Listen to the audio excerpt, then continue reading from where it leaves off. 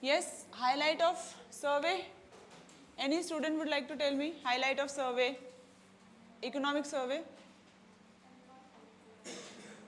Sorry?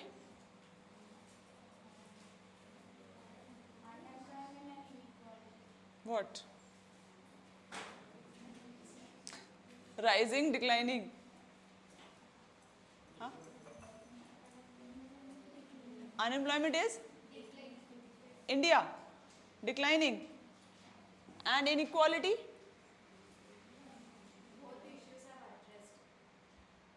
Okay. Any other thing? What is happening to the industries? Industrial growth? Huh? Foreign exchange reserves?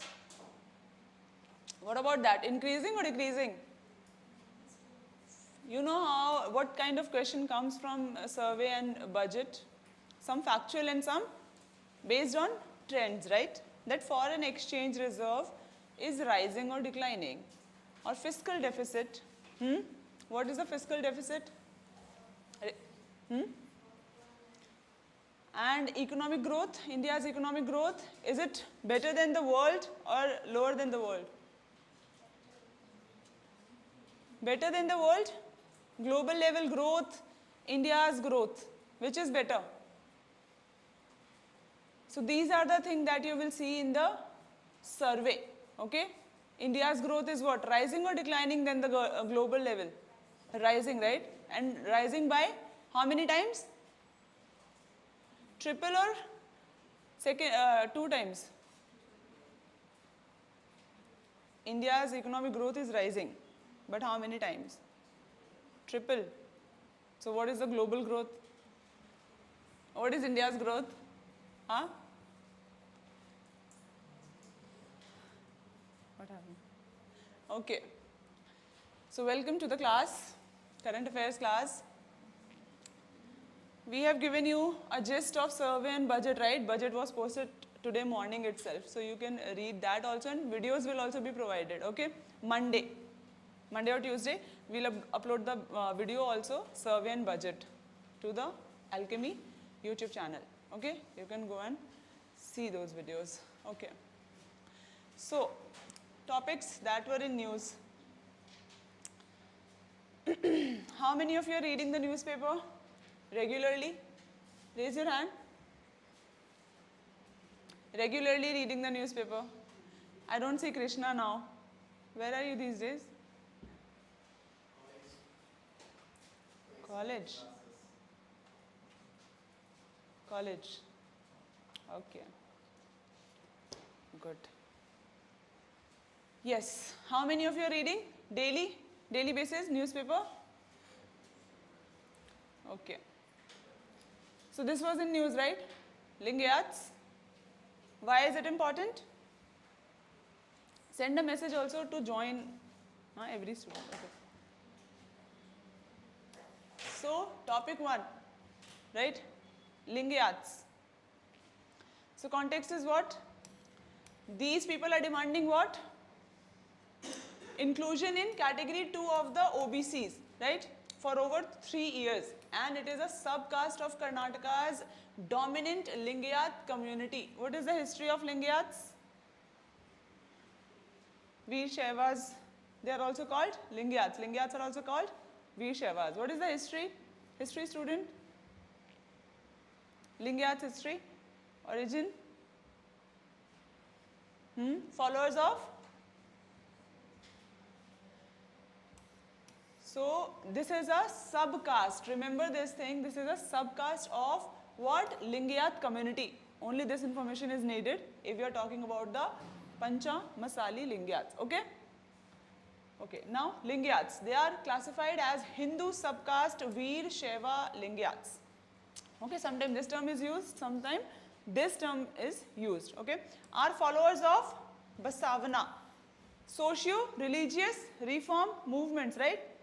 Remember the topic, socio-religious reform movement. So there was this phase in India's history when these reform movements, they did what? They tried to change the society, right? Tried to eradicate the social evils from society. So he was one of the saint, one of the philosophers who believed in what? What is the belief of This philosopher belief is what?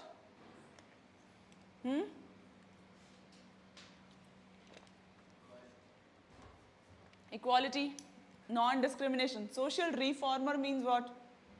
They are fighting for the social evils. Social evils are what? Discrimination, inequality, right? Caste system, social, it is what? Social evil, yes? So they are fighting for that. Anti-caste movement. Okay.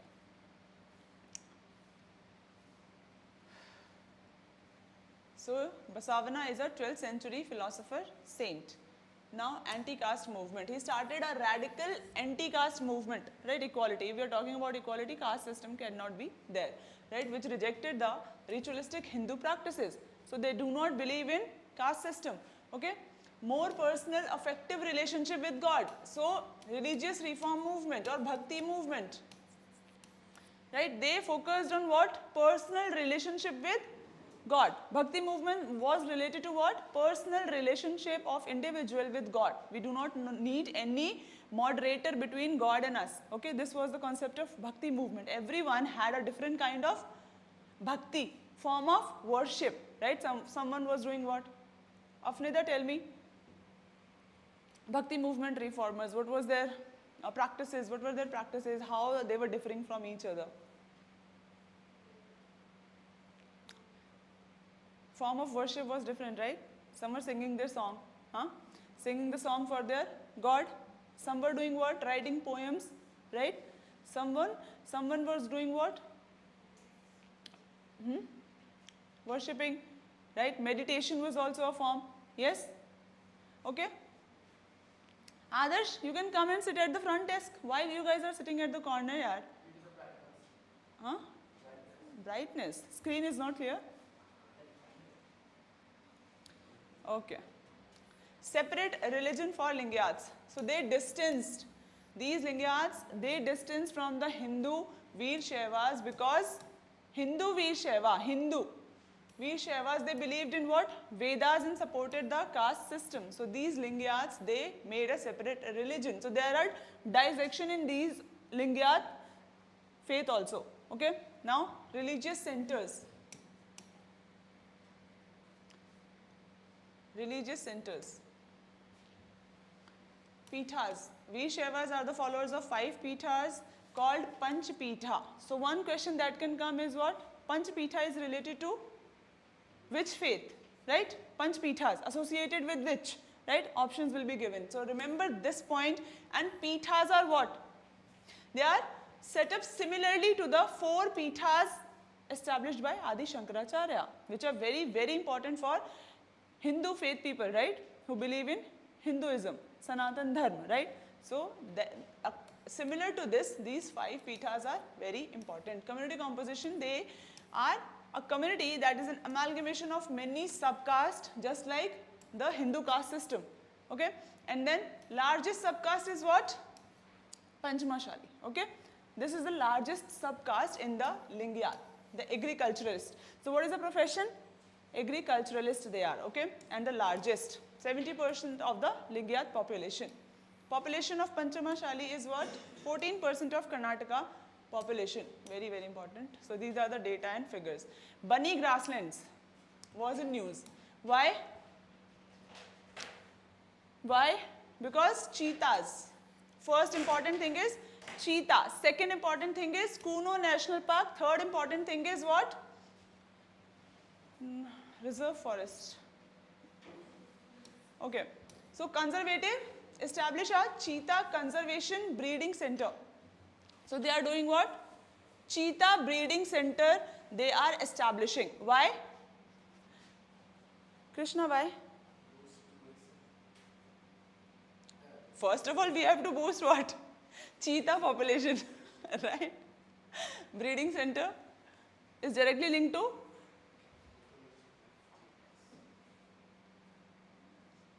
what's your name? Lakshmi Priya. Breeding center is directly related to what? Hello students who all are online, please say hi, say good morning, something, write something so I know who all are joining the live. Yes. First years, are you there?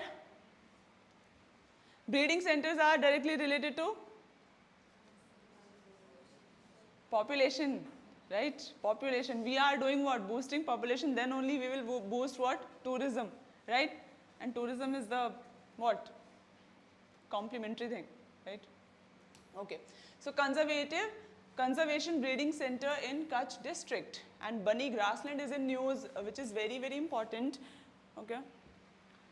Hi Shana, Naina. Okay. Bunny grassland. So location is what?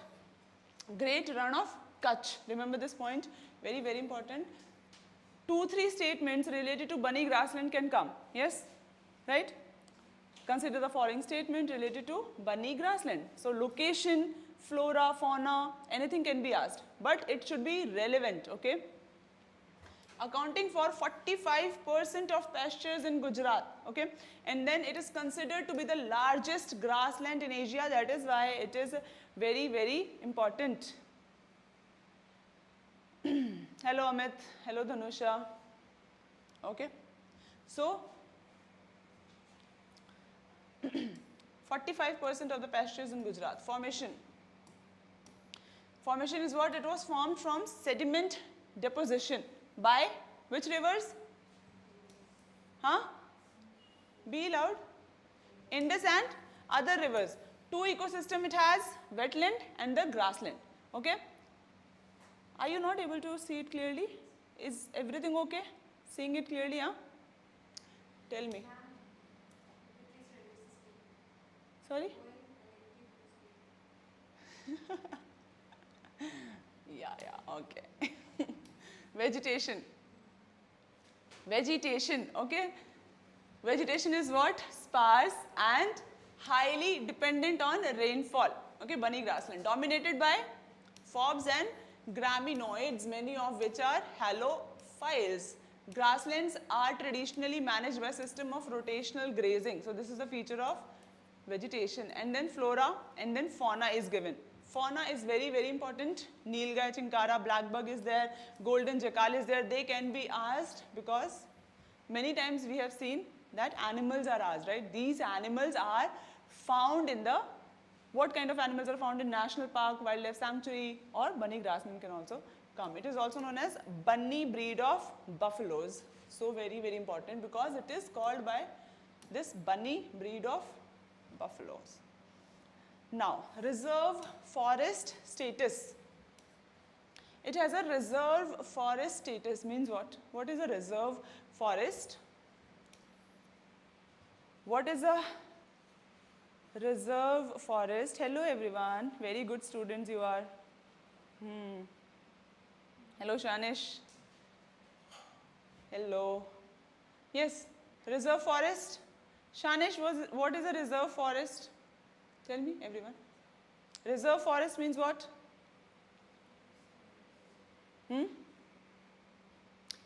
What could be the concept behind this reserve forest? My bright students, tell me. Simple meaning, right? Tell me. Reserved forest.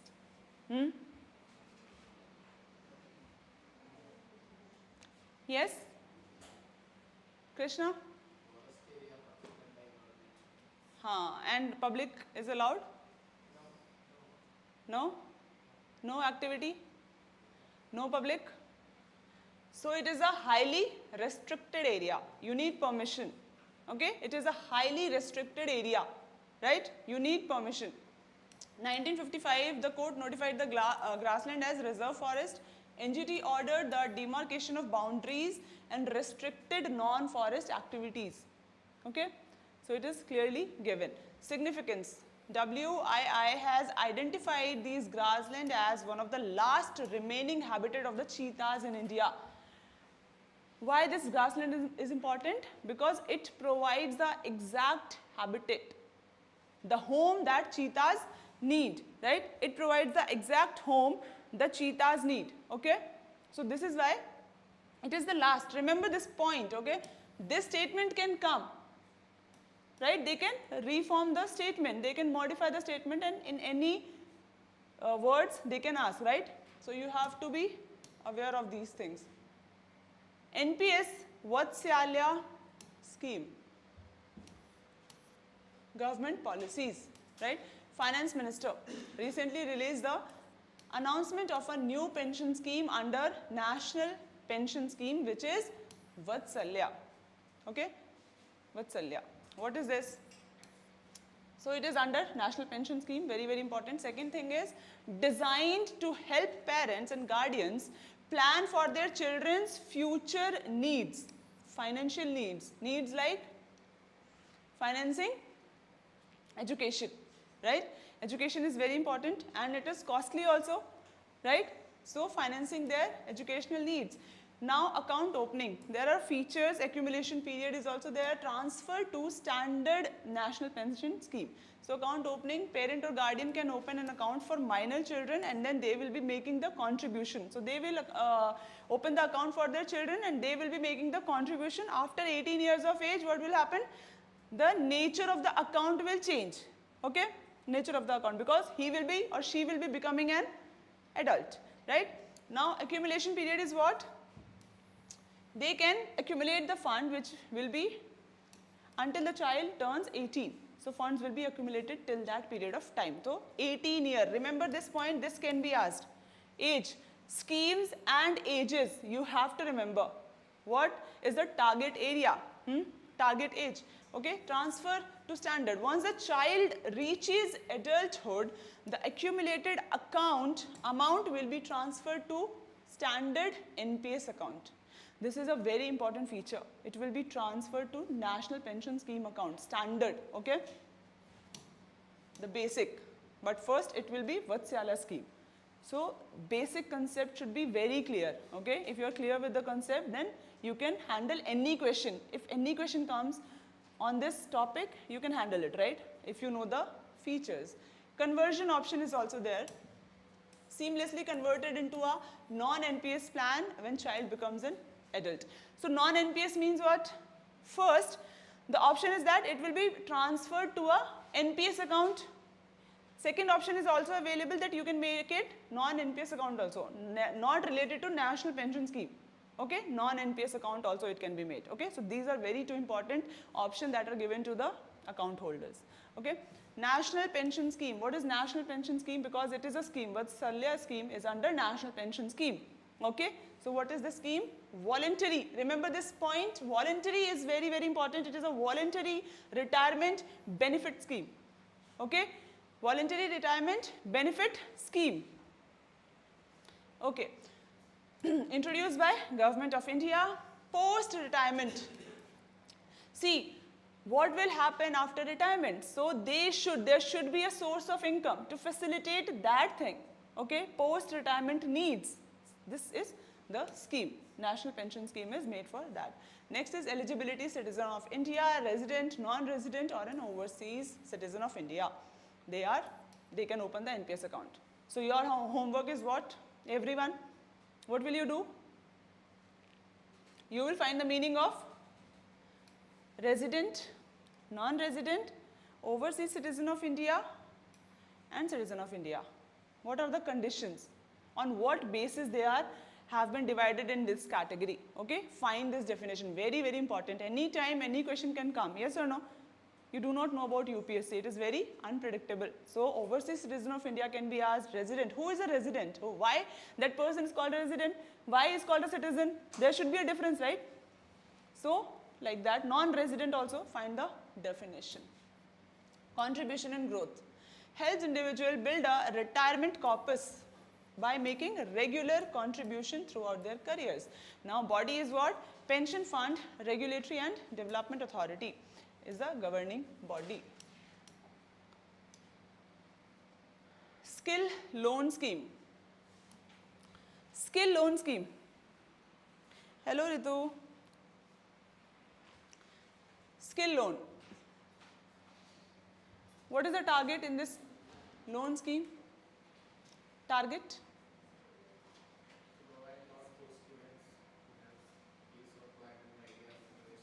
Sorry? Innovation. For skilling, huh? So skill, it is related to skill. Related to skill, a loan is being provided, skill loan scheme. So finance minister again announced a revision. So it is a revision to the model skill loan scheme. It is not a new skill loan scheme, but it is a revision. Aiming to what? Enhance skill development initiative. So government is focusing on skill development. Indian government is focusing on skill development. There are 4 castes which was announced by Prime Minister. What are these 4 castes? It is mentioned in budget and question can come on this. 4 castes announced by Indian Prime Minister. Poor, farmers, women, youth. These are the 4 castes that have been mentioned by the Prime Minister of India, right? So they are very, very important. And youth, skill. So government is focusing on skill. MSMEs, skill. We need skill, right?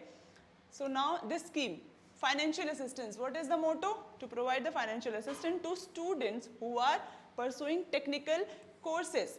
And that should be, these courses have to be offered by a training institute, polytechnic and similar institution. So remember the important points, okay, that you have to write or, okay, this program is available through banks. Banks are important, okay. This program is available through banks that are the members of IBA, Indian Bank Association. Very important, yes or no, this point? So, Indian Bank Association members, only those banks, and other financial organizations which are approved by RBI. 2 conditions are there.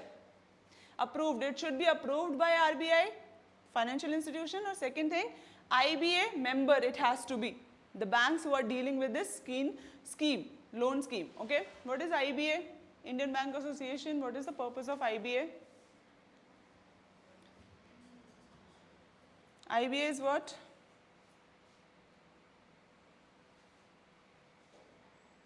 So, association of banks, right, to facilitate what? Banking operation and everything, look into their functioning, right, to have a healthy environment for banking, because banks, their health is very, very important, right. And then IBA, it is very important and it is unregistered body. IBA is unregistered body, okay. Next is eligibility. Eligibility is very, very important. Eligible for skill loan scheme, individual must have secured admission to a course conducted by any one of the following institution. What are these? Which are these institutions? So, industrial training institutes, polytechnic, school, recognized by state or central board of education and affiliated with recognized university, training partners affiliated with sector skill council, okay, and then National Skill Development Corporation. So government, okay, registered with government, only those will be under this eligible criteria, those students who have got the admission through this, okay. Duration of course, no minimum duration requirement.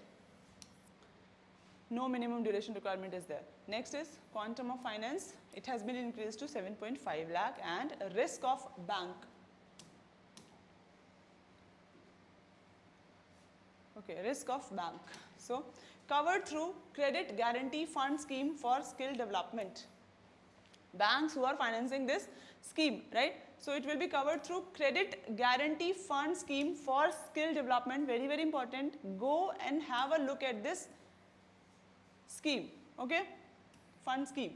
Under the scheme of this CGFSSD, interest rate to be charged by member lending institution should not be more than 1.5% per annum. So, least minimum interest rate, they are giving these loans on minimum interest rate, okay. So, this is very, very important. Chandra Shekhar Azad. Who is Chandra Shekhar Azad? Very good, freedom fighter. What is his contribution?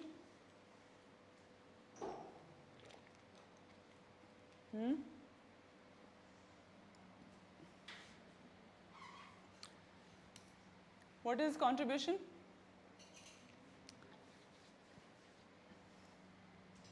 Prime Minister of India on his birth anniversary. he paid tribute to Shekhar Azad. So important points that has to be remembered for the examination is what? That, okay, year is given that he was born on 23rd July 1906.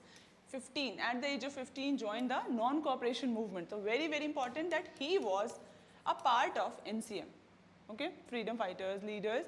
So he was a part of NCM, and then during his court appearance, the name Azad, which became his permanent identity, he adopted this name Azad, okay, Shekhar Azad. Entry into politics, joined the NCM, and then arrest and defiance. 1921, he was arrested.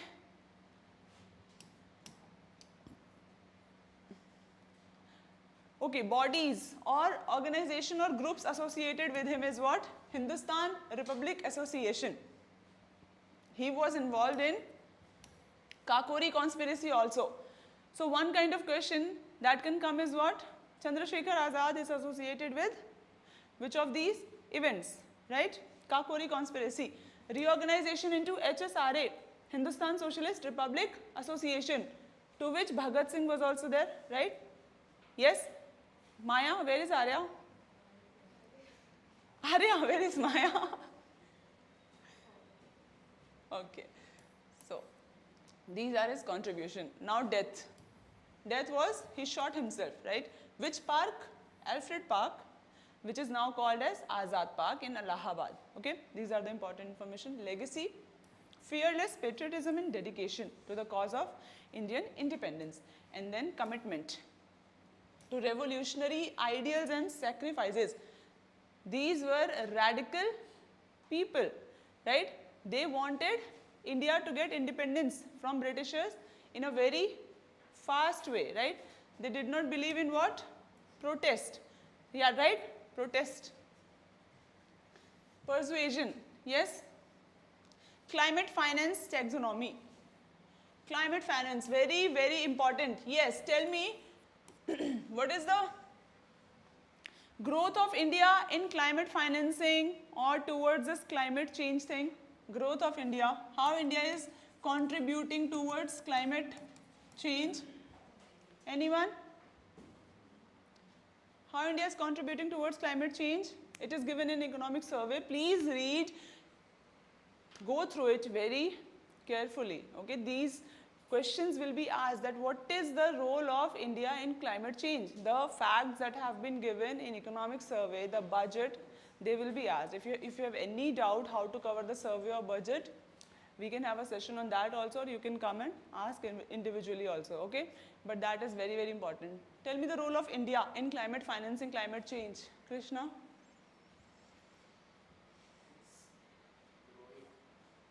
Better than developed countries? India's contribution in climate change, is it better than developed countries? Huh? He is confused. Anyone? Is it better than developed countries? Hello, Joel. Online students, tell me, India's contribution in climate change, is it better than developed countries? Yes? Do not know? Okay. So it is better than developed in many countries. And international bodies like IFC and many other bodies have recognized this, that India is contributing in a way that no one is contributing. Okay, we have 45% of energy resources coming from non-fossil fuels. 45% of our energy demand is being met by non-fossil fuel reserves, okay? Resources. Okay. So India's finance minister announced plans to develop a climate finance taxonomy to better structure and manage investment. So what is climate finance taxonomy?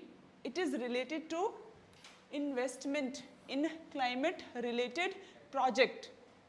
Okay, climate finance, the money, how it will be utilized, in what investments, okay. So related to climate, it is related to climate, money is involved, okay. So investment is there, but it should be sustainable in nature, right. It should not impact the climate, okay, good for environment. So it is a system this taxonomy is a framework, this finance taxonomy, CFT, it is a system or a framework which works for what? Sustainable climate action investment, okay? And then parts of the economy marketed as sustainable investment, which are sustainable in nature, which do not have a negative impact on environment, okay?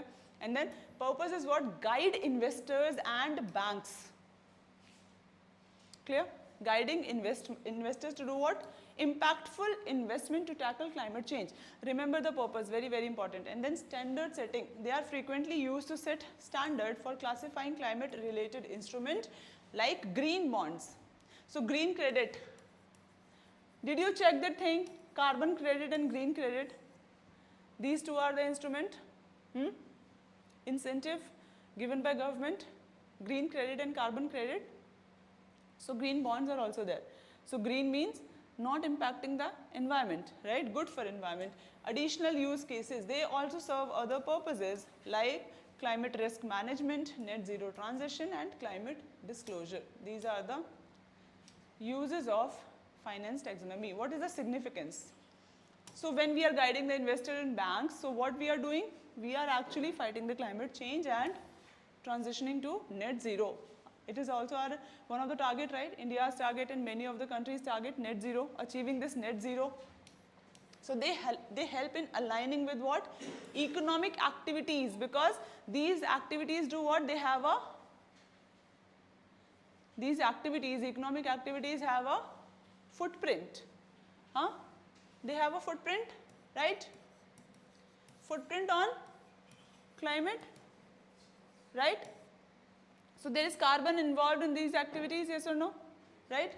So with science-based transition pathways essential for achieving net zero emission. Greenwashing, so it will reduce what? Greenwashing risk. What is greenwashing?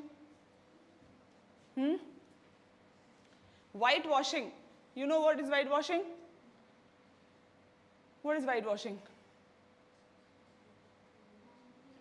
Not the literal meaning. Essence, what is the essence? Whitewashing means? Manipulating, right? Misleading, right? Misleading. So greenwashing is also related to that, but it is related to climate. That there are some responsibilities that has been given to you that you have to share this much, but you are actually not doing it, you are greenwashing it, you are making it deceptive or misleading. You are not actually doing the work, but just greenwashing it, right? Okay, so they ensure that these investments are credible and they contribute towards sustainability. Okay, next is attracting climate capital. So this will help in attract climate capital also. This capital will be used for climate related activities, right? And then enhancing investment clarity. These are the significance. So this can be asked. What is the significance or what are the benefits of CFT? Direct question can come, right? Yes or no, Afneda? So impact of CFT on India or the economy. So these options will be given. Potential for green investment. Is there a potential for green investment in India? Is there a potential for green investment in India? Yes, huge potential, right? See. Climate smart investment. The potential is $3.1 trillion, 18 to 2030. Remember this point, very, very important, okay? $3.1 trillion potential according to IFC. Next is electric EVs. Investment opportunities are there in India, right? And taxonomy in other countries. Other countries have also applied this taxonomy, which are Thailand, Singapore, and then European Union taxonomy is also there. SOFI report. SOFI, full form is what? Full form, read the full form. State of food security and nutrition in the world report. So it is talking about what? Yes, food security, hunger. Food security means what? What is the ratio of hunger in India, in the world, right? So it is talking about hunger, it is talking about nutrition also, right? Now, undernourishment. See the trend of this report. The trend is important. That reveals that global undernourishment levels remained at pre-pandemic figures, right? Pre-2020 figures for the third consecutive year, and then 11 people experiencing hunger in 2023. 1 in 11 people. 1 in 11 people are experiencing hunger. So there is this hunger in the world. Now, it was launched in the context of G20 Global Alliance Against Hunger and Poverty Task Force Ministerial Meeting in Brazil. Now it is prepared. Very important information is what? Who prepares this? So there are many bodies involved. FAO is there, then International Fund for Agriculture Development, United Nations Children's Fund, United Nations World Food Programme and the World Health Organization. These are the bodies involved. Released by FAO of the United Nations. SOFI report is released. Yeah. Please go, huh? If you need water, so you can go. What are the findings now? Findings are very, very important, right? So there is hunger, 1 in 11, right? And then figures. Between these people may have faced hunger in 2023. These many people may have faced hunger, right? Now, warning sign it has given to SDG 2. What is SDG 2? Remember the Sustainable Development Goal numbers. And what is given in that development, very, very important. Question will come definitely. Whether you are giving in PSC examination or UPSC, question will come, so you have to remember. SDG 2 is what? Yes. So 2030 is the deadline. Indicates a shortfall in meeting SDG 2. 15-year regression, not progress, but regression is being witnessed. World has reverted to levels of undernourishment, and then persistent food insecurity is there. Persistent means it is there, not going anywhere. 2.33 billion people, they are having this moderate or severe food insecurity. Okay, severe food insecurity, these many people are facing. Percentage of the population facing hunger continue to rise in Africa. Very important data, Africa is continuously, hunger is rising. Remember this point, percentage is not important, but the trend is important, okay? And then remained stable in Asia, 8.1%, and showed progress in Latin America, 6.2%. Hunger increased in Western Asia, so these are not important. Humayun's tomb is in news. How many of you visited this tomb? Has anyone been there? Humayun's tomb, Delhi. It is in Delhi. Okay, Krishna, you know about this? Red. Okay. Dedicated to Humayun. Humayun is who? So Babur's son is Humayun, Akbar's father, right?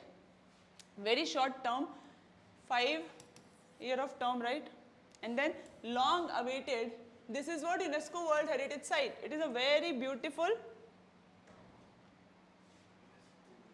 tomb. There is garden also, well managed. So long awaited World Heritage Site museum. This museum, it has been, now this museum will be a part of Humayun's tomb, and it will showcase what? Details about second Mughal emperor's life, which is Humayun, right? So museum is there now. So now the basic facts related to Humayun's tomb are what? 1570 it was built, and cultural significance is there. Cultural significance. It was built before Taj Mahal, right? Before Taj Mahal. So precursor to Taj Mahal we can say. So ideas were taken from here also, right? And then first garden tomb. What is the relevance of Humayun's tomb? It is the first garden tomb. on the Indian subcontinent, right? Charbagh style garden is present. Okay, this was introduced by whom? Charbagh style. Afnida. Charbagh style garden. Very important question. Find the answer, okay? Charbagh style garden was introduced in India by whom? Okay, Charbagh. 4 Charbagh gardens, 4 garden style. Okay. Also known as, this Humayun's tomb is also known as dormitory of the Mughals. Many graves are there belonging to the Mughal families. There is this architectural influence also. So Humayun's tomb inspired major architectural innovation. Many architectural innovation it inspired. Okay, Charbagh design. It was constructed under the patronage of Humayun's son, Emperor. It is an example of Charbagh 4-quadrant garden representing the 4 rivers of Quranic paradise, right? And then World Heritage Site 1993, it was designated as UNESCO World Heritage Site. And then museum is managed by whom? Archaeological Survey of India, ASI. Okay. Mughal architecture, important facts related to Mughal architecture. So Mughal architecture flourished in northern and central India. Mughal emperors 16 to mid-16th to 17th century, right? Because earlier rulers were busy in fighting, establishing their rule, right? So with Akbar, right, it started, and then 17th till 17th century, revival of Islamic architecture. So Islamic architecture style was also revived with the Mughal architecture. And then blending was also there, Persian style was also there, provincial style to produce works of refinement. And then colonial architecture, influence on colonial architecture. So it influenced, this Mughal architecture influenced colonial architecture also. What is colonial architecture? Related to British rule. So elements were mixed in colonial architecture also, right? Which is called as Indo-Saracenic style. So this is the example of colonial architecture. These are the features. Domed kiosks are there, right? Impressive onion towers are there, chhatris, pointed arches. So these are the example of colonial architecture. Angel tax. Relief. Relief for India's startups. Removal of the controversial angel tax on foreign investment. Very, very important. A move expected to alleviate their funding challenges. So, foreign investment, money coming to India, right? A tax was charged on that, which was called as angel tax. Okay, so it refers to the income tax that the government imposes on funding raised by unlisted companies or startup. The definition is very, very important. Unlisted companies and startup, they get the funding, okay, and on that funding this tax was charged if their valuation of the company exceeds the company's fair market value. It was charged at what percent? How many percent?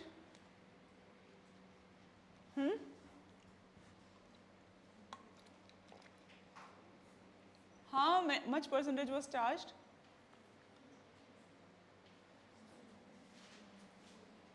30? 35? 30? 0.6%. 30%. Okay. So, it was charged. Introduced in India in 2012, angel tax. Now, relief has been given under section 56 of Indian Income Tax Act and tax rate 30.6%. Aim is what? Aim is what? To curb the practice of issuing shares at a premium much higher, right? So they are issuing shares at the much higher rates. So to curb that thing, it was charged, which could potentially involve money laundering. Money laundering. It is also helping us in dealing with money laundering. What is money laundering? What is the international level body which is dealing with money laundering? International level body dealing with money laundering, preventing money laundering. I told you in the last class. Huh? Online students? Yes, tell me. International body associated with prevention of money laundering.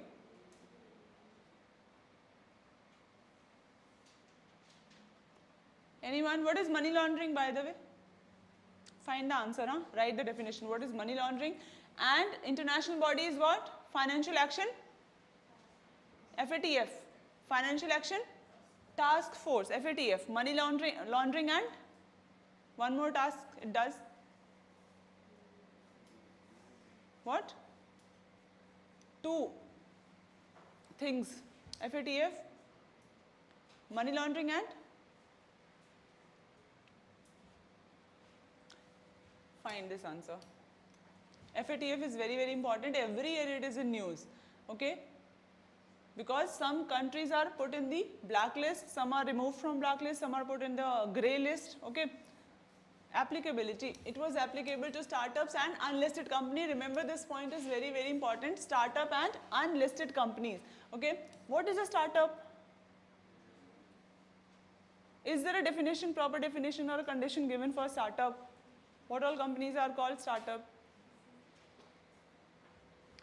If the issue price of the share exceeded the fair market value, so they will be charged. Exemptions are also there in this angel tax. The entity should be DPIIT, Department for Promotion of Industry and Internal Trade. DPIIT under Ministry of? Under which ministry? Department for Promotion of Industry and Internal Trade. Comes under which ministry?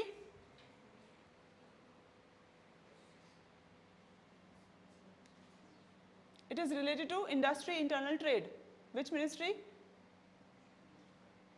Part of economy, right? Find this answer. DPIIT is under which ministry? Okay? And then the entities who will be registered, recognized entity under DPIIT, they will not be taxed. Aggregate amount of paid up shared capital, share premium after the proposed issue of share does not exceed 25 crore rupees. Very, very important. It should not exceed 25 crores. So they will be exempted and they should be recognized. Okay? Recognition. Startups seeking exemption were required to be recognized by DPIIT.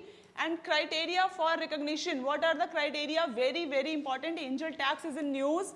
So criteria, exemption, they can be asked. What is the criteria for exemption? Remember this point. Included innovation, scalability, generate employment. These are the three criteria. Innovation, scalability, and potential to generate employment. Okay. Next is eligibility criteria for startup.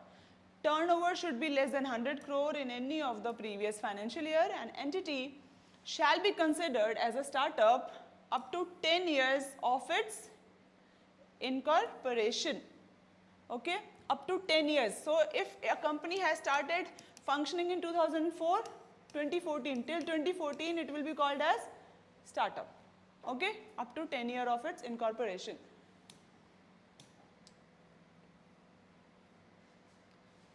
National Mission on Cultural Mapping.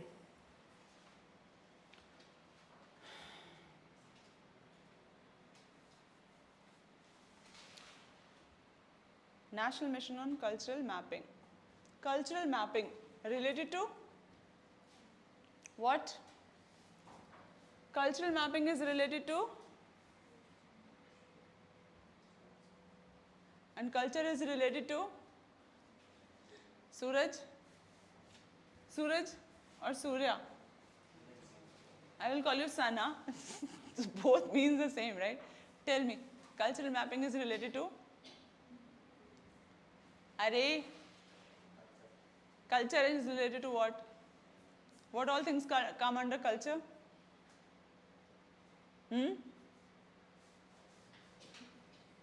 Yes, what all things come under culture? Anyone?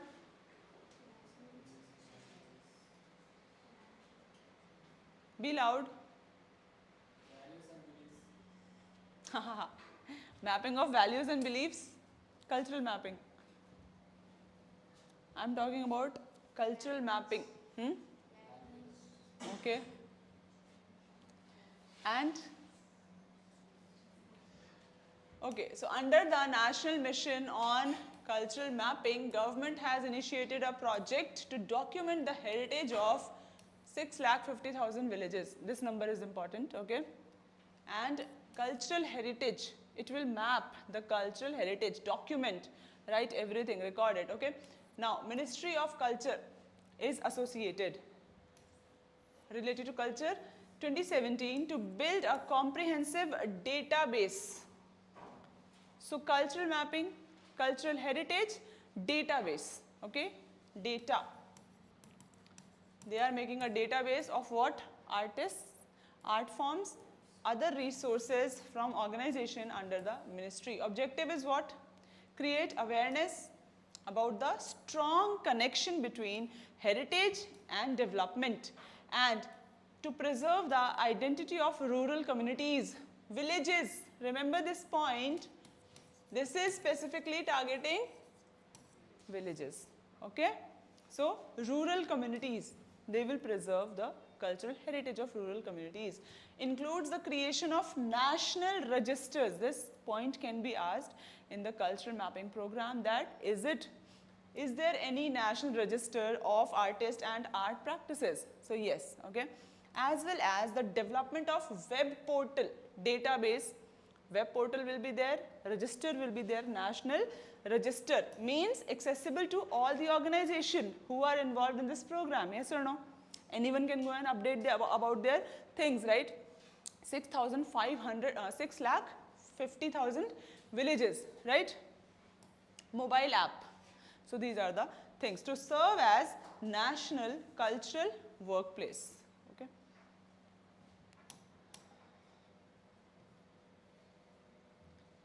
Scope.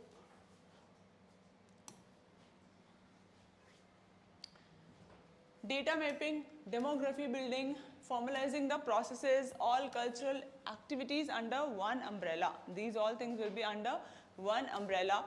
And then duration and phases is what? Work on creating a database for folk arts, mapping the heritage, 5 years. Coverage, statistic. Census list of 2011 published by Registrar General and Census Commission of India. They have identified 45,561 villages of Bihar, and then Khagaria district. So this is the statistics that they are talking about. They have mapped these villages, these many villages in Bihar. Mera Gaon, Meri Dharohar is also associated with culture. Nationwide initiative, Mera Gaon, Meri Dharohar. Dharohar is what? Heritage, okay? Mera Gaon, Gaon is village, okay? So my village, my heritage. Now, Ministry of Culture. It is also an initiative of Ministry of Culture, part of National Mission on Cultural Mapping, 2023. Okay, and then objective is what? Endeavor to culturally map 6.5 lakh villages across 29 states and 7 union territories. PM Mudra Yojana. Mudra Yojana.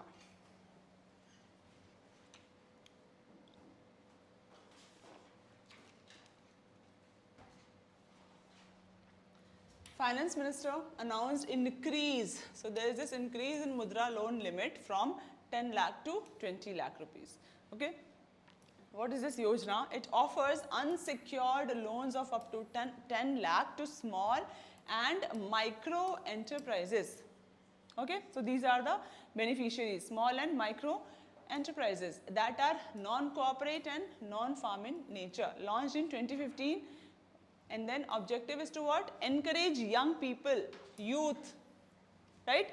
Youth to become first generation entrepreneurs. And then eligible banks are what? NBFCs, banks, microfinance institution, they will provide the loans. Intermediaries as notified by Mudra Limited. Loan instrument, very, very important. This question can come that Shishu, Kishore and Tarun are the feature of which Yojana, right? Can it come? Question like this can come, right? Shishu, Kishore and Tarun. They are what? Related to which scheme, right? So it covers loan up to 50,000. Shishu means child, right? And then Kishore means young one, okay? And then it covers 50 to 5 lakh and Tarun, adult, 5 lakh to 10 lakh. Now it has been increased to 20 lakh. Benefit, 10 lakh which has been increased to 20 lakh, right? Providing a substantial sum to support the small unit, startups, MSMEs. And then unsecured. These loans are unsecured, meaning borrowers do not need to provide any collateral. They do not have to give any assurance, okay, to access the funding. Unsecured in nature. The loan disbursement is streamlined and simplified so that they can support the small and micro enterprises, which is very important. Many people are employed in these businesses, yes?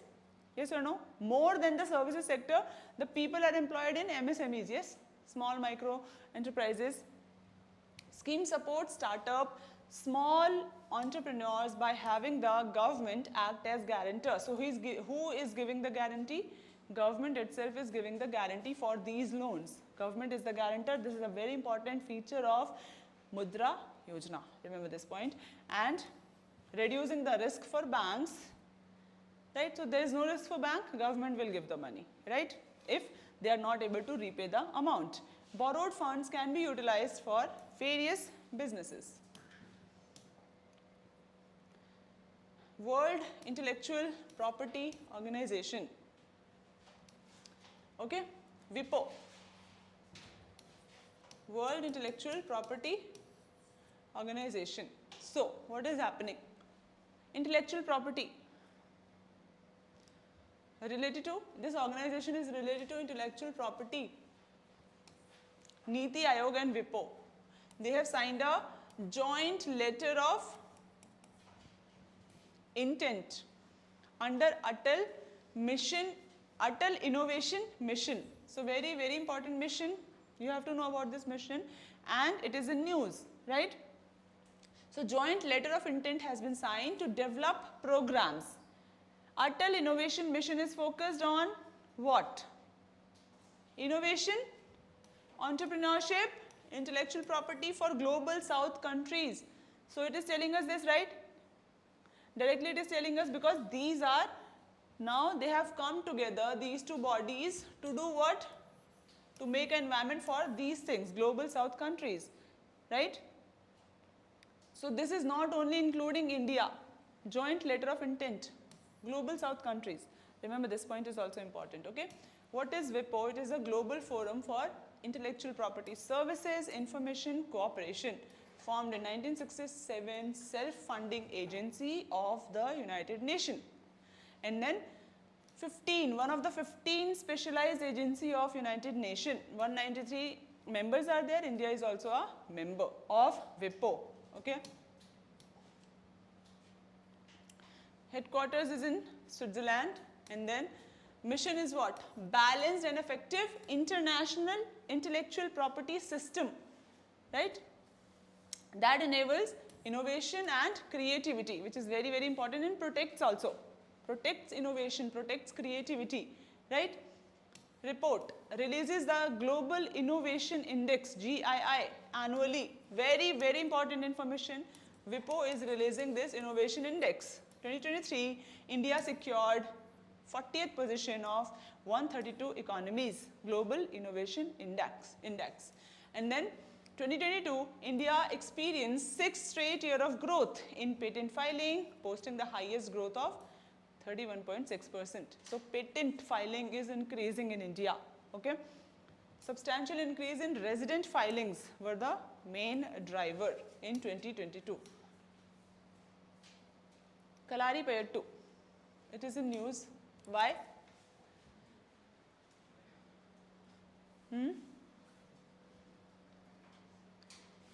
Yes, it is in news. Why? Ministry of Youth Affairs and Sports has recognized Federation of India for its significant effort in promoting this culture, right? This is also part of culture, history, right? Now, Kerala, South Indian state of Kerala, and then consider the oldest martial art form in the world, right? And then name, meaning translates to place, Kalari for training, or fight, Payattu. Historical context is what? Existed at least 12th century AD. Development. So physical exercises are there linked with spiritual practice.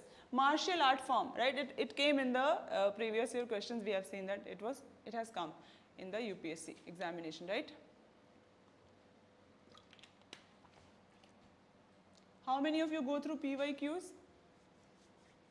In which year it was there? Which question? Which year question paper?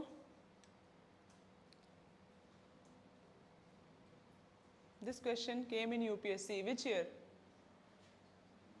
Do you remember? 13, 14, 15, 16? 18? 19?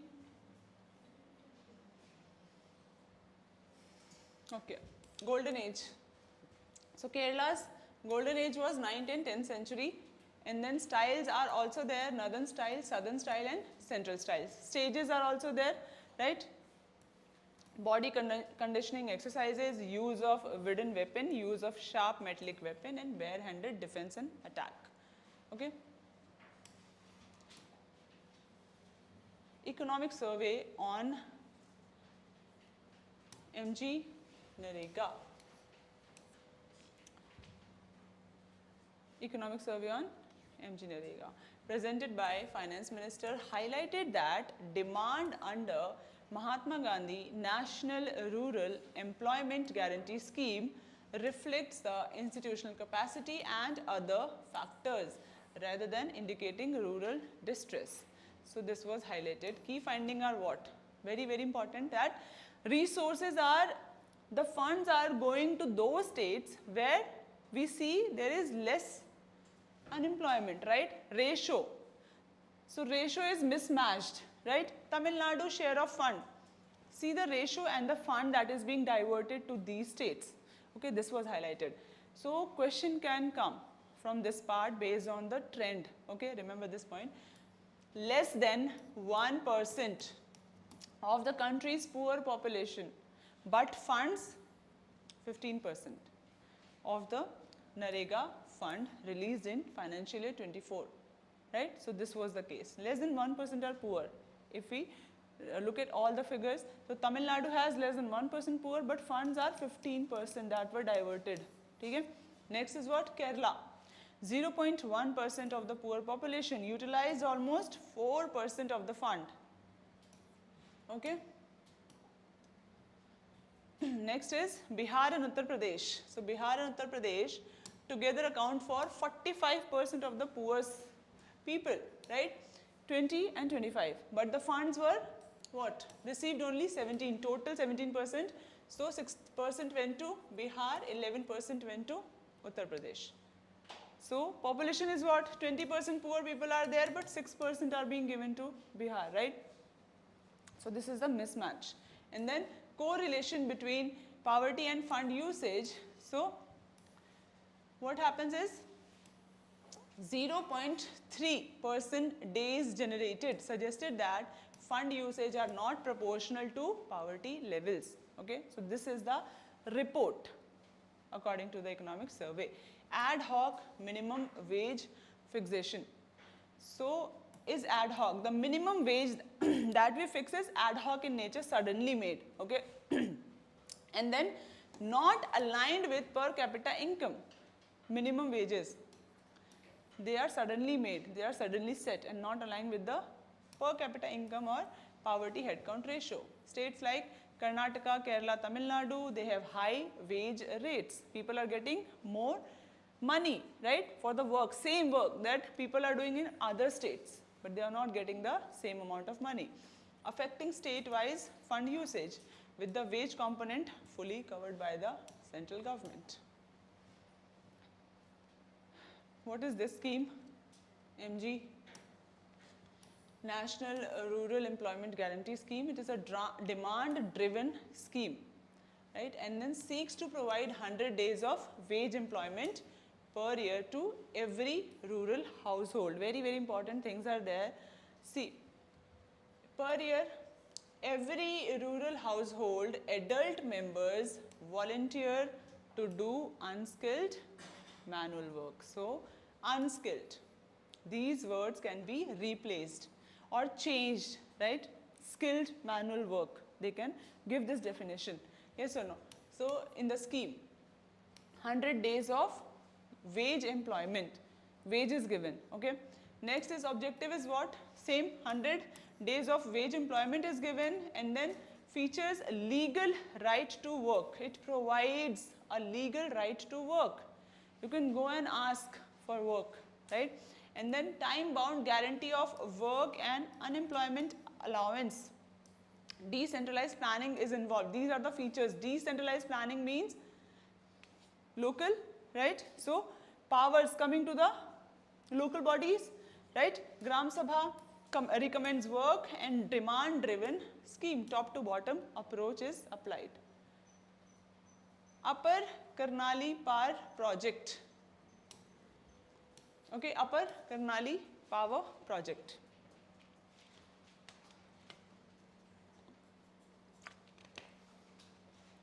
Indian Renewable Energy Development Agency will invest in Upper Karnali Hydroelectric Power Project. Hydroelectric power. Enhancing renewable energy portfolio. So what is this power project? 900 megawatt of project developed on the Karnali river in Nepal. Very, very important. So India is investing in Nepal, Bhutan, right, Myanmar for hydro power projects. Project will supply power to, this is important, Karnali project will supply power to what all countries? Nepal, Bangladesh, India, right? 25 years contracted period. Adarsh, you're sleeping? You're not even looking at the board. Come and sit at the front because you're not looking at the board. Come.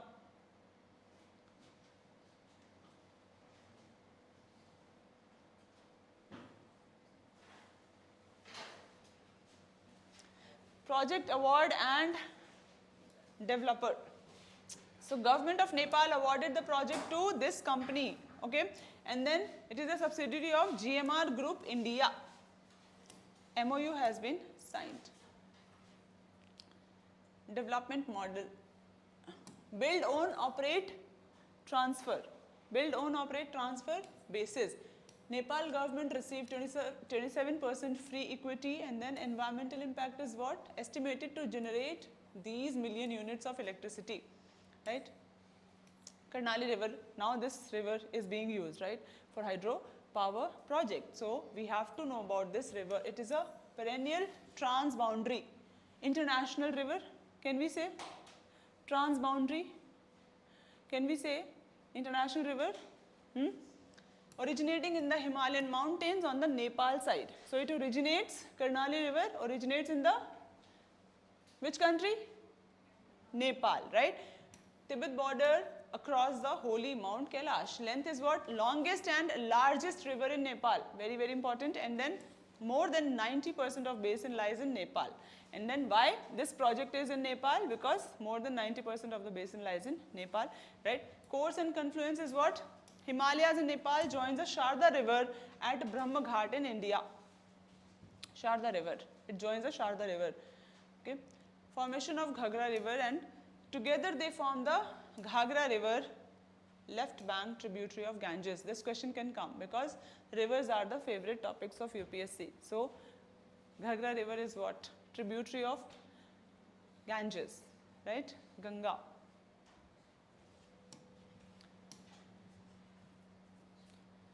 Deep sea mining. Again in news, right? What is deep sea mining?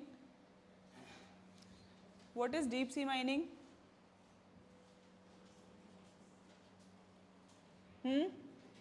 Surya, you can tell me. Krishna is not asking this question, right? Kavita ma'am is asking. Tell me. What is deep sea mining? You also want to sit at the front desk? Yes? Oh, come. What is deep sea mining? Adarsh, what is deep sea mining? Deep sea mining. Simple English. Mining, you know. You have heard about this mining thing. Deep. Deep is what? Deep. Sea is what? Sea. Body of water. What is deep sea mining? Something related to water and mining. So mining where? Mining in the deep seas. Mining in deep seas. Okay? Why? Why are we mining in the deep seas? What is the purpose? What could be the purpose, Adarsh? Think about it. I just want to interact with you. Tell me, what could be the purpose? What is coming into your mind? Tell me. Think. It will come. See, he can hear his voice, right? Very good. Attention. You are giving attention to everything. Tell me, what is the purpose? Government is doing this like anything, huh? Just playing with machines. Government wants to play with machines, so it is mining in the deep seas. What is the purpose? Think about it. This is not the answer, right? Think about it. Think. And tell me. Then only we'll continue. I don't know. To generate revenue, government, if government is associated, there must be some purpose, right? What government wants? Resources? Resources? Resources? What are resources? Okay. Deep sea mining. India will seek licenses to explore deep sea mining in the Pacific Ocean. See, we are concentrating on Pacific Ocean. So India will seek licenses for this mining. From whom? Which body? Afnida? From which body it will seek the license? UNCLOS. So there is a treaty, okay, which does what? Looks after the areas beyond the control. So Pacific Ocean is not under the control of India, right? Not accessible for India. So it has to look for the license. Deep sea mining is what? It refers to three primary method of mineral extraction. Others, deep sea mining. The purpose is what? Mineral extraction. Minerals. You know what is minerals? What are minerals? Find this answer. Huh? What are minerals? Okay. So mineral extraction. These are resources which will be used in many ways. Okay. And then most common being the removal of nodules from underwater environments, polymetallic nodules. So these are also the minerals. Okay. So what is the significance of polymetallic nodules? This can come, right? Okay. It contains essential minerals. Polymetallic PMN are what? There are essential minerals which are very, very important for our energy transition also, for advanced technology also. These minerals can be used in defense also, right? In medical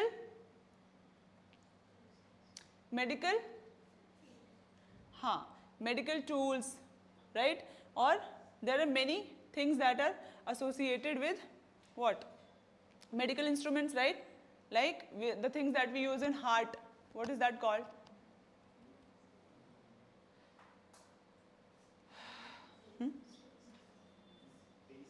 Pacemaker, right? So these are the things that are used in variety of ways. These are critical minerals also. Cobalt, nickel, manganese, which are crucial for, see, clean energy technologies. They are used as batteries also, right? And then EVs, including electric car batteries. So their use is vast and diverse. They can be beneficial in a very good way. Global competition for resources. Why India wants a license for deep sea mining in Pacific Ocean? Because there is this global competition for resources. China is already doing that without even seeking for license. It doesn't need a license, right? China. Okay. Discovery. So there is a race for resources. Race for resources, right? High income countries to secure underwater minerals. Why shift from fossil fuel? Why do we need PMN? Right? Because we have to make our country clean, right? Clean in what sense? Clean energy, right? We have to transit towards what? Clean energy. Transition towards clean energy, and these minerals are very, very important. Okay, political and economic implications are also there. Control of critical minerals. Control of critical minerals. Countries that dominate the supply of critical minerals will have significant influence. So India is totally dependent. More than 95% of the critical minerals of India comes from other countries.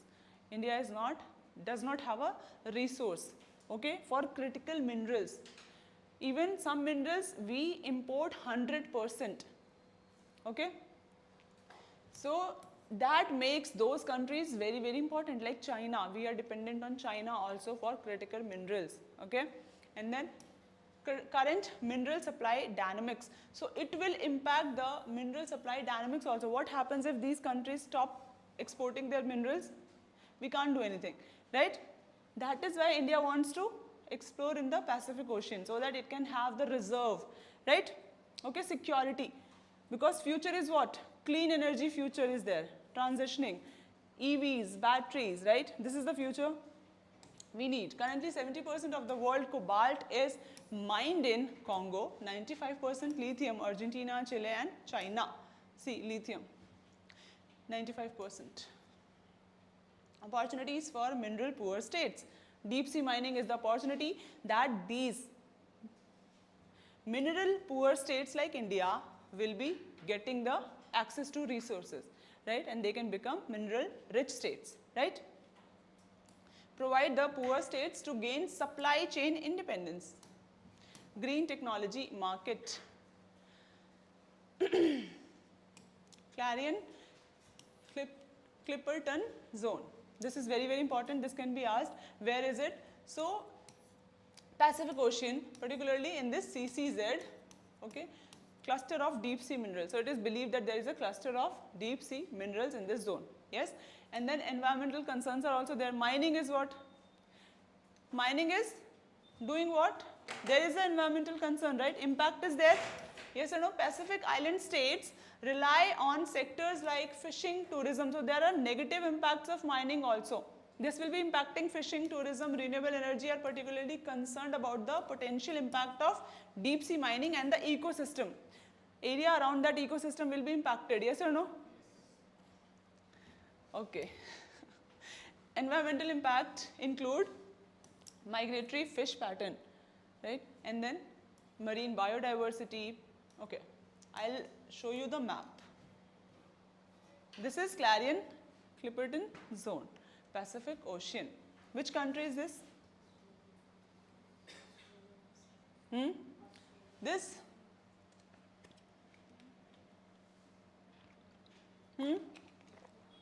Continents? Which continents? Who is saying that? What's your name? Anjana, second year student?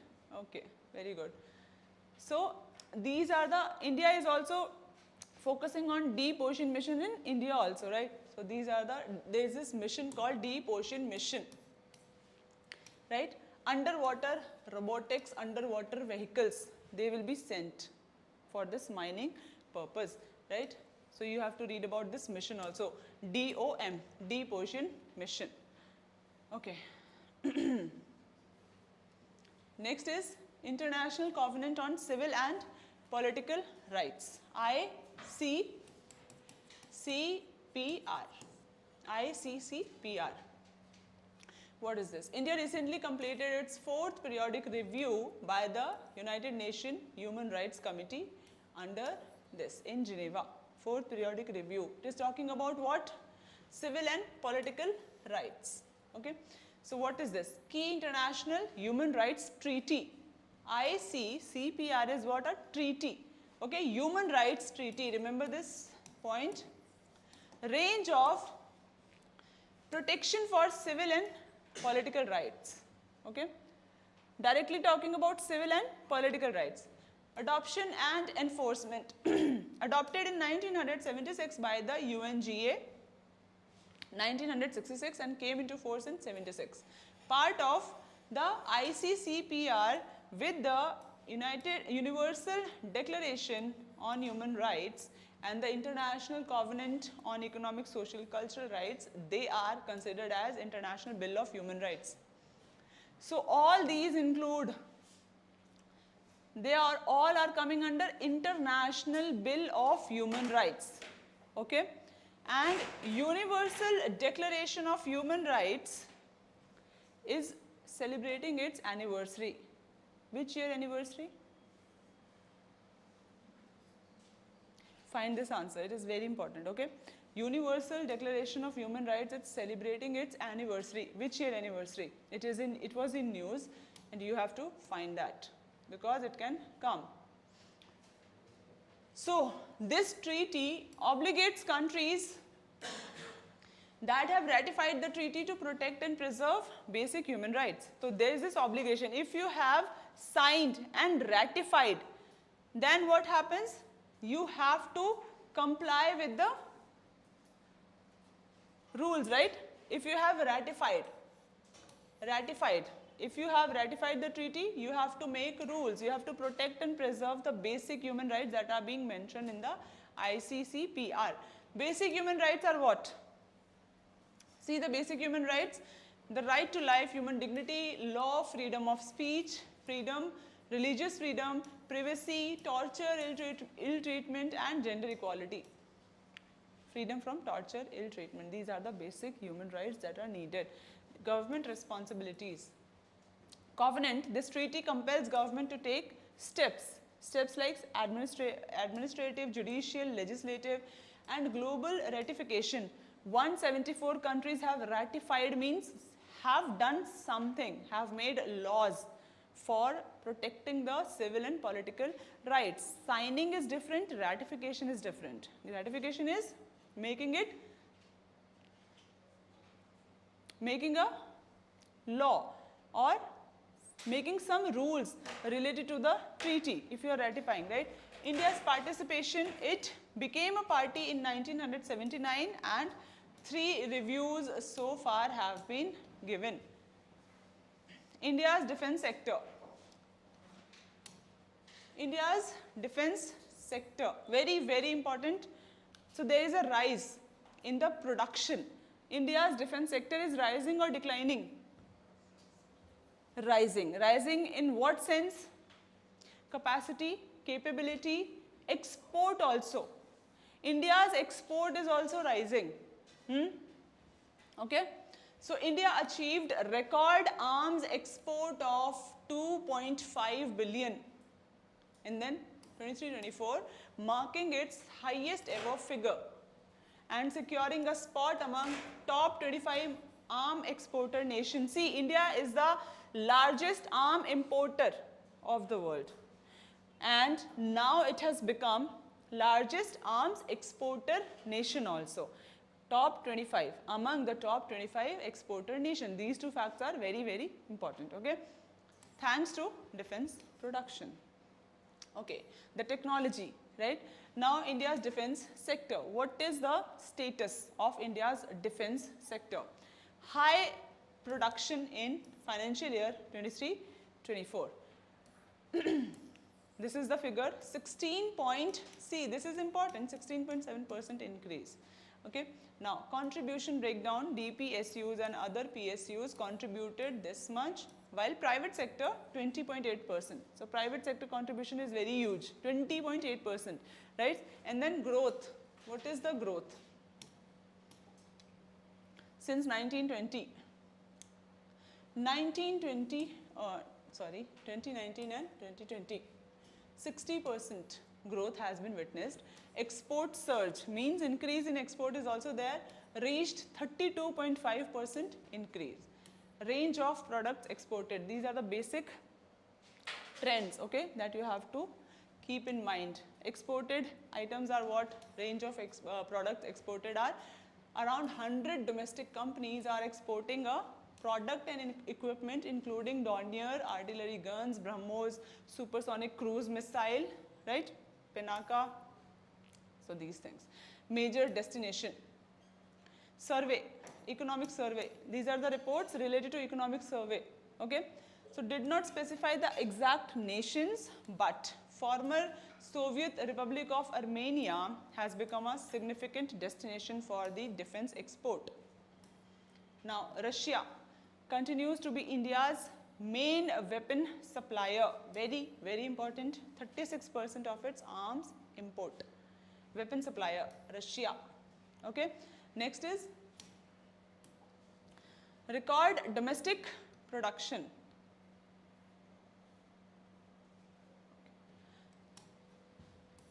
India achieved its highest ever, this fact is very important, annual domestic defense production.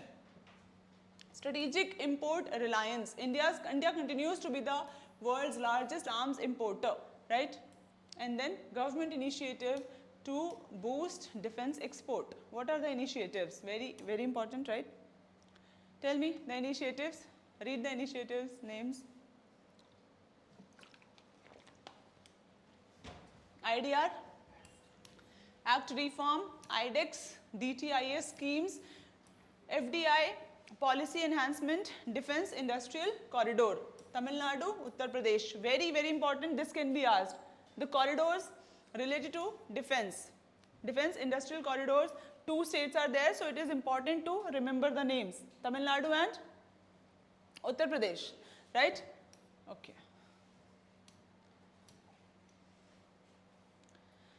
EU Artificial Intelligence Act. Okay, so European Union, first. It has become the first, right? So it was already working on this. Okay, so EU Artificial Act, the world's first comprehensive law, very, very important because it is the first law related to artificial intelligence, right? And then aims to harmonize what? Regulation for system and models, AI. There are many things involved in the AI. So all the system and the modules, they will be now regulations will be put on those systems and models. So what is this act? 2021 categorizes technology into different risk level. What are the risk level? Unacceptable, and then high, medium and low hazards, right? Unacceptable means not at all acceptable, right? So these are very harmful AI technologies, so it should not be there in the society, right? Features, this definition includes adaptiveness after deployment, ability to generate output like prediction, content, decision, so everything related to AI. Horizontal approach has been applied to this act. Horizontal approach means what? Horizontal is what? This is horizontal, right? And this is vertical. So, this act applies to all areas where AI is utilized. So, this is horizontal approach. Prohibited AI system. System that breach fundamental rights or unacceptable dangers. So, they are prohibited. High risk AI. So, these are the categories, right?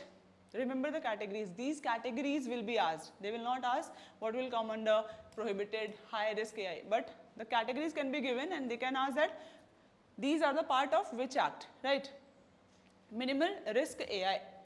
So, prohibited. High risk AI means they impact people's life and rights, right? So, unacceptable is what? They are very danger, okay? High risk is what? Impacting life significantly. And then limited. So, user involvement, chatbot, recommendation system, So they should be transparent. Okay, and then minimal risk are, there are no such risk allowed. There are no such risk involved. Now what is the roadmap for India? So India is also working on Artificial Intelligence Act, right? Adaptation of EU laws. Countries around the world can emulate and adapt EU laws to align with their policies, right? Legal framework reflection. India should develop a legal framework that minimizes risk, regulatory certainty. So this can be the roadmap of India, that India can work on these things, right? Can adapt the EU law, right?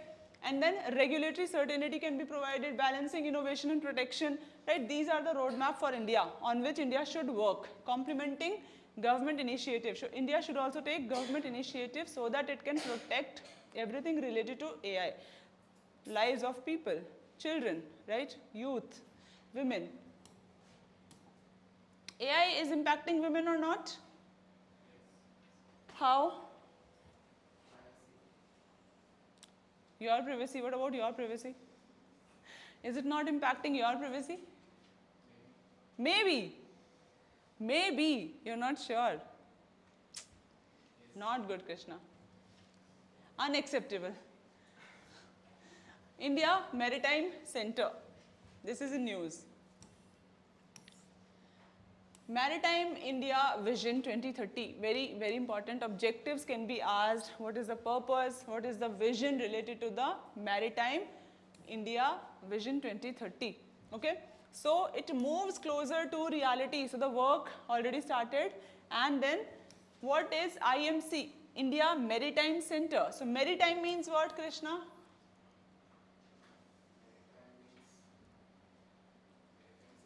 Maritime. Happy times. Maritime means what? Adarsh? Cornerstone initiative of Ministry of Port, Shipping, Waterways. So which is the ministry involved in this center? Port, Shipping and Waterways. This will be asked. Okay. Under this initiative, this vision, they will be working. Unified platform is being provided. So provide a platform for Indian maritime industry, acting as a think tank, right? Pivotal institution in advancing India's maritime interest domestically and internationally.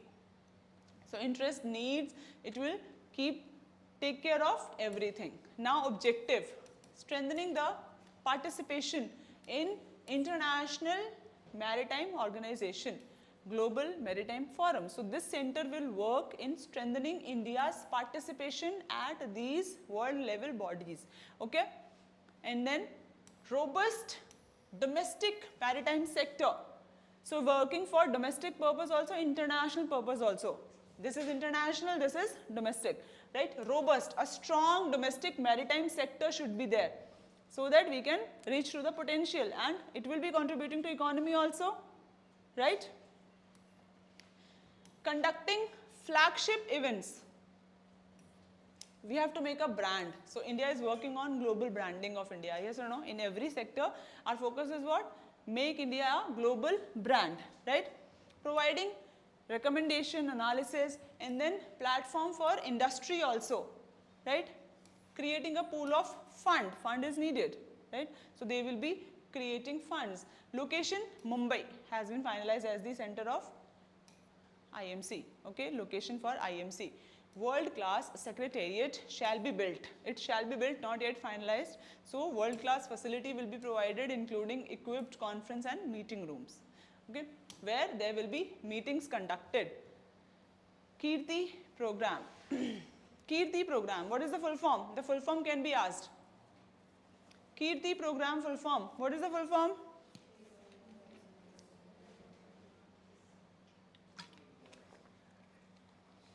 So it is related to Khelo India. What is happening now? World level. Which event is being organized? Huh? Olympics, right? Khelo India is in news. Government's ambitious Khelo India Rising Talent Identification is set to get a fresh boost under the leadership of Youth Affairs Ministry. Okay, so this will get a boost.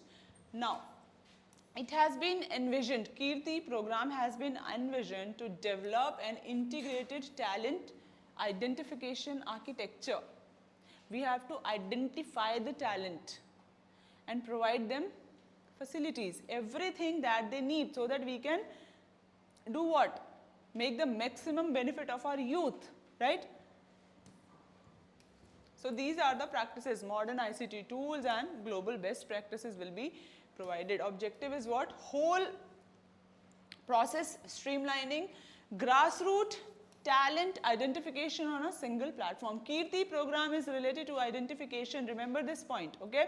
And then based on athlete-centric approach, at every step, the process of identification has been made more broad-based and accessible. So one weakness of India is what? Everything is not accessible. So government is working towards being transparent, accessible, right? And this is a benefit of digital India, yes or no? Transparency, accountability, accessibility, easily accessed, right? Target age group, very, very important, between 9 and 18 years of age, very important. This can be asked, okay?